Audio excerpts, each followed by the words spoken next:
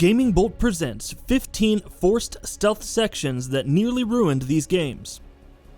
Sometimes a cardboard box isn't the answer. Stealth can be a truly empowering tool. It can evoke a feeling of accomplishment and satisfaction like few other things in video games can.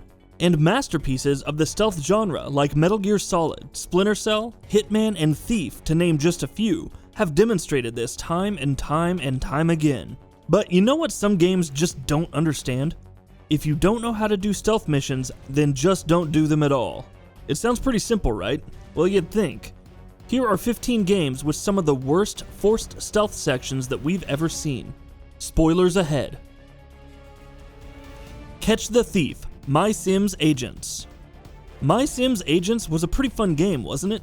It wasn't spectacular, it wasn't revolutionary, it wasn't even something you might remember a year after playing it, but it was fun. Not this part though. This particular part of the game tasks the player with tailing a thief to find out where his hideout is.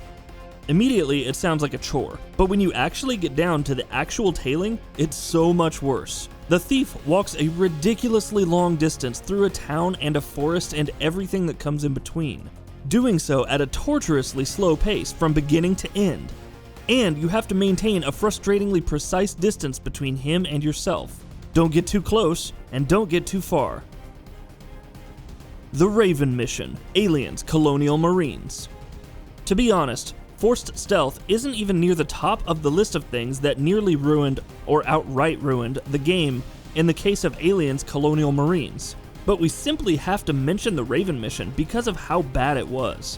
Here's a level that takes away all your weapons and forces you to contend with your enemies in a stealthy manner. And sure, given the context of the Alien franchise, on paper that actually sounds like exactly what you'd want in an Alien game, more or less. But this just doesn't work, and not even because it's frustrating, but because it is stupid. Anytime you make a sound loud enough to attract attention, all you have to do to remain unnoticed is just stand perfectly still while the enemies shamble past you, sometimes even just inches away.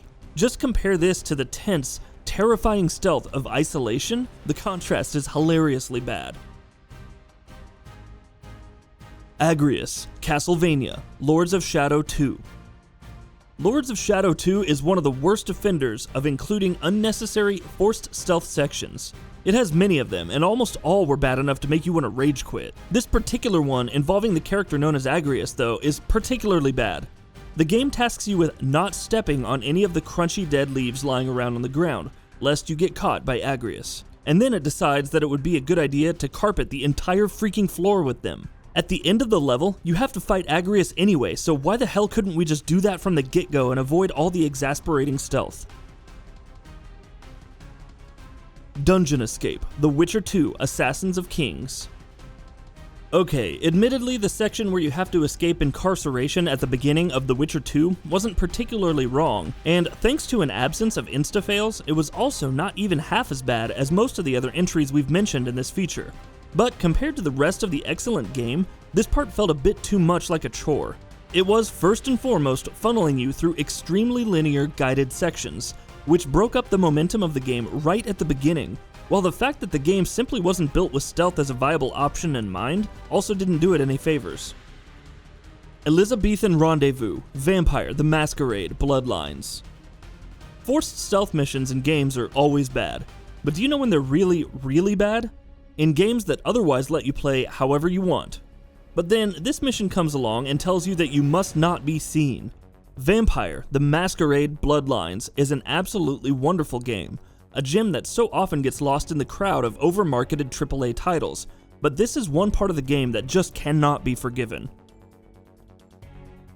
Kibombo Mountains, Golden Sun, The Lost Age. Why did all these otherwise excellent JRPGs used to insist on having at least one mandatory, poorly designed, forced stealth section? Kibombo Mountains was one of the 2 forced stealth dungeons in Golden Sun, The Lost Age, and it was maddeningly annoying. During Felix and Co's pursuit of Piers, the group finds itself having to pass through the region of Kibombo, which is an area that's littered with guards. Rather than fighting these guards though, which would have been great, the game forces players to sneak past them. And every time a guard spots you, you're sent right back to the beginning of the level, forcing you to go through the entire thing all over again. White Boa, Lost Odyssey. At a certain point in Lost Odyssey, players find themselves locked up in a cell, obviously having to sneak out and make it past guards without being spotted. Except, just like Golden Sun: The Lost Age, this is an RPG that lacks even the most rudimentary stealth mechanics, and yet you're forced to make use of the non-existent mechanics anyway. Every time you're spotted, you're sent right back to your cell. The fact that the section isn't too long, and that, if you look around, you can actually find some shortcuts does make it a little less annoying, to be fair. Reclaiming Regalia, Final Fantasy XV. This particular mission isn't as grating as some others that are in this feature, but it's still pretty exasperating. Because, let's face it, what's even the point of having a mission that focuses on being stealthy in a game that was never supposed to have any mechanics to support that? Final Fantasy XV isn't about stealth. It's about exploration. It's about dungeon crawling. It's about collection and upgradation. It's an RPG. Where does stealth figure into that? The answer? It doesn't. Forest Compound, Return to Castle Wolfenstein. It seems like forcing players to be sneaky and silent in games that were clearly not built for that purpose used to be something that developers had to cross off a checklist in the early 2000s. Return to Castle Wolfenstein was an excellent game, but the forced stealth mission in Death's Head's Forest Compound near the beginning of the game is decidedly not excellent. Anytime you were spotted by a Nazi, the enemies triggered an alarm, which led to an insta-fail. But what about you killing a Nazi after they notice and start firing at you? Well, the other Nazis still trigger the alarm, leading to, you guessed it, an insta-fail. Okay, but what if you just kill all the Nazis in the level silently? Great idea, right? Except you can't do that, because if at least one Nazi wasn't left alive, the game gave you an insta-freaking fail. This was well and truly the definition of a chore. Thior Forest, Tales of the Abyss.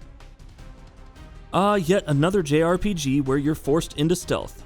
Once again, if you're caught by enemy units, the game sends you right back to the beginning of the area, wiping away all your progress and making your blood pressure shoot up immediately to dangerously high levels. Thankfully though, Tales of the Abyss knows that what it's forcing you to do is terrible and boring. Get caught too many times and the game will let you just fight the enemies that catch you. The question though then arises, why couldn't it just let us do this from the beginning? Ship Stealth, Assassin's Creed 4 Black Flag. For a series that started out as primarily a stealth game, Assassin's Creed has had a troubled history with forced stealth sections, but hardly any of them compare to the one we're speaking of here. The best parts of Black Flag were of course the naval sections, but one particular section that forces you into stealth while you piloted a ship is just ridiculous on so many levels.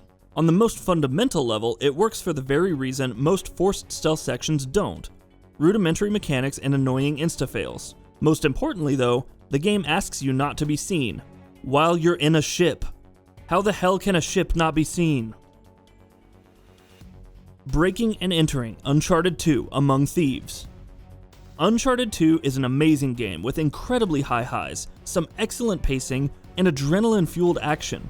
Even a game as accomplished as this one though couldn't do everything right. We're referring, of course, to the forced stealth section in the early stages of the game, in the chapter called Breaking and Entering, when Nate and Flynn have to break into a museum in Istanbul. Admittedly enough, this particular section of the game doesn't last too long, but the game's rudimentary stealth mechanics coupled with insta-fail states make it particularly annoying.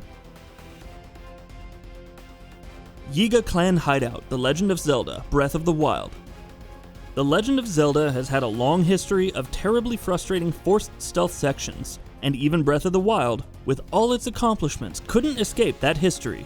The Yiga Clan Hideout goes against the concepts that form the very core of this game, pushing players into an extremely linear and extremely guided scenario, where player agency is stripped away and boiled down to a minimum, as they're forced to make it past enemies in the most ridiculous and frustrating way the game could drum up. This game could forego the series' traditional dungeons, but this had to stay?